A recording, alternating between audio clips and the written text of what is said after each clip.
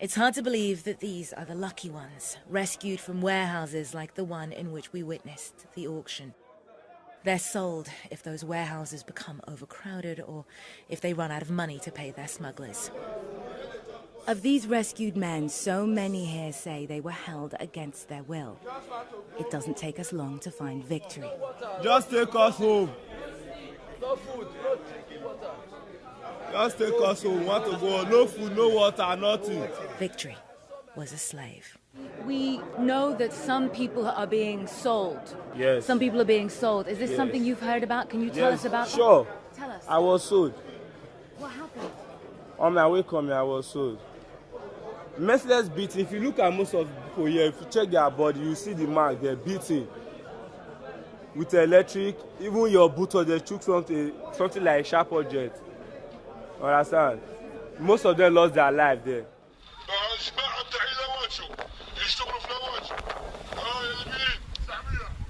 A man addressing an unseen crowd. Big strong boys for farm work, he says. 400. 700.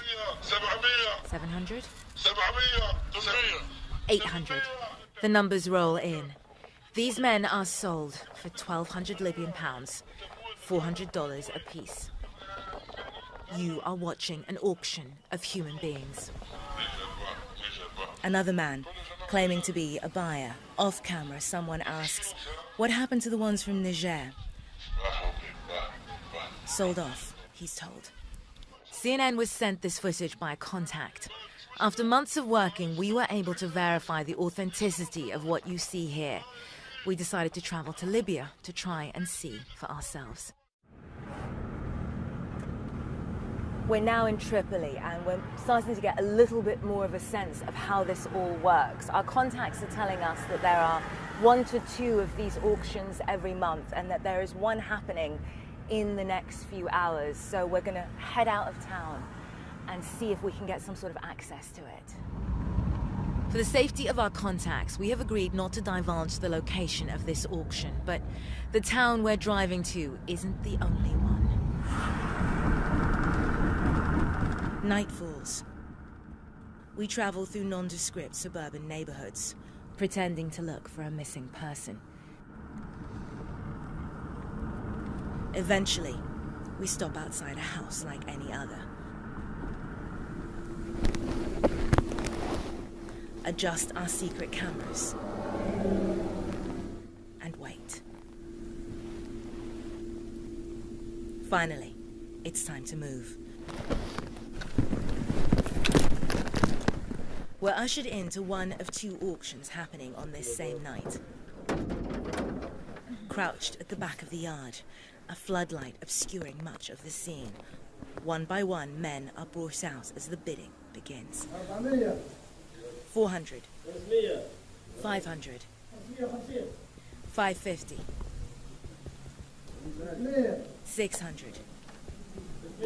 650. 700. Very quickly, it's over.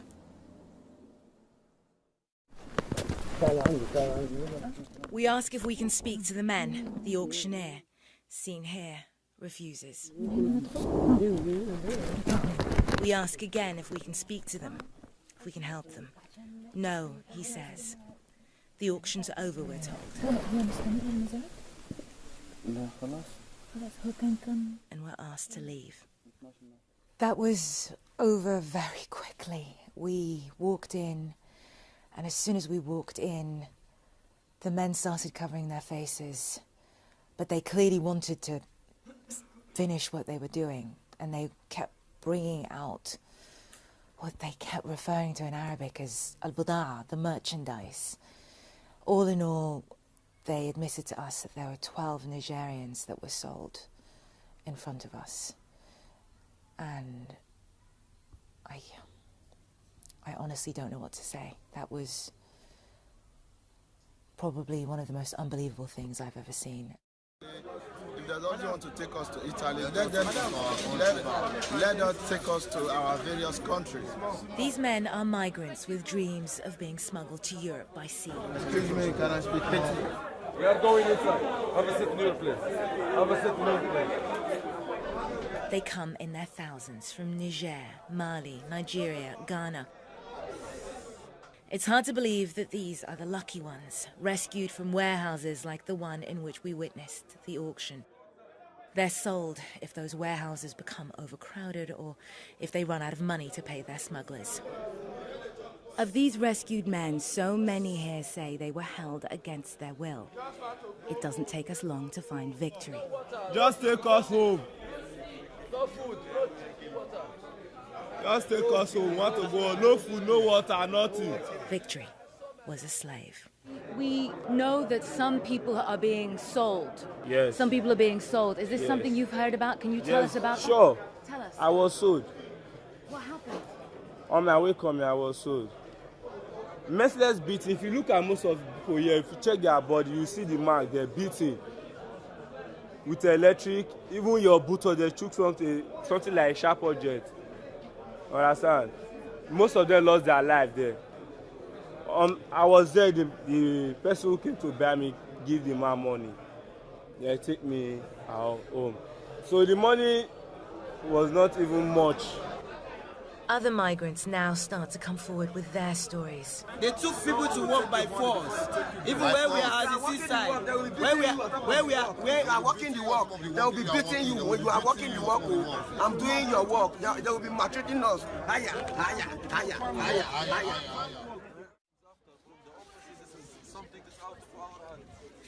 But I promise you, I will take care of your husband and the others. Anas al-Azabi is the supervisor here. With no international support, it's his job to look after the captured migrants until they can be deported. He says every day brings fresh heartbreak. I'm suffering for them. I am suffering for them. What I have seen here daily, believe me, make me really feel pain for them. They come and every story is a special case. Few they was abusing them, few they stole them money. Have you heard about people being auctioned off, about migrants being sold? Honestly, we hear the rumors, but there is nothing is obvious in front of us. We don't have evidence. But we now do. CNN has delivered this evidence to the Libyan authorities, who have promised to launch an investigation so that scenes like this are returned to the past. Na'mal Bagher, CNN, Libya. Had to run it up just to get us some respect. Now all my niggas do is straight flex and finesse.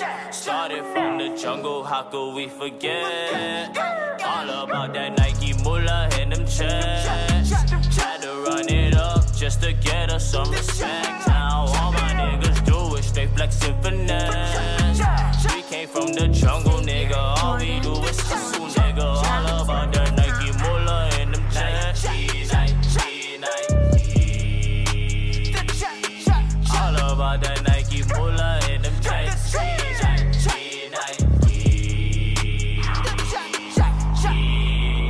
We were flexing, we finessing. Spit the Western on my weapon. And them six taught us lessons. Now we reppin'. We were fresher than a rapper. We were stepping in just savage. Now the quarter pound go for less than 7. Not for smoking, not for salary. Want me go back on that hole like I'm Elvis. I told my bitch I can't help it. She won't respect her, respect like an elder. I kept them foes to myself cause I'm selfish. Then I rack up and re-up with my fellas. Now the psycho on them, so psychedelics. Came a long way from splacking them with scratching fight on Nico Belly. Hey, why me sit back in that coupe like a ray? I don't understand why they not making it their problem or a priority to help what's going on in Libya. You want to know why they're not making it a priority, or you want to know why they haven't tried to help Libya? Because Libya has not had a president or have had any type of government running them for kind of a long time, like right now, almost 2 years, right? And nobody cares. You want to know why they don't care? Because it's convenient for them. It's convenient for them because they want free resources. They want their free goods. And that's why they don't give a fuck. That's why it's like until they get exposed on CNN, that's why they want to act like, yeah, they're having a type of meeting and shit. They want to do these fake meetings with these cameras and shit, like they helping and they care. And they don't give a fuck. This shit been happening for a long time. Remember when the nigga that was, I don't know if he was fastest. Was he fastest, the nigga that was running Libya? Didn't he have like long hair? That's the nigga that was running Libya, right? That nigga been gone. And since then, nobody been controlling Libya. So a lot of fuck shit been going on. And nobody cares.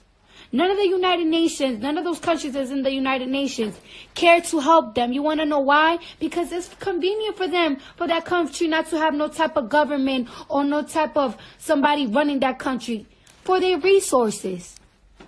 And that's a motherfucking fact. And you want to know something? They might kill me for this, but it's a fact. It's a motherfucking fact. What's going on over there is shameful and disgusting. And us, the people, as much as we say, pray for this, pray for this, pray for that, it's just that it seems like sometimes we just can't really help. But those people, the United Nations and these countries, they could help.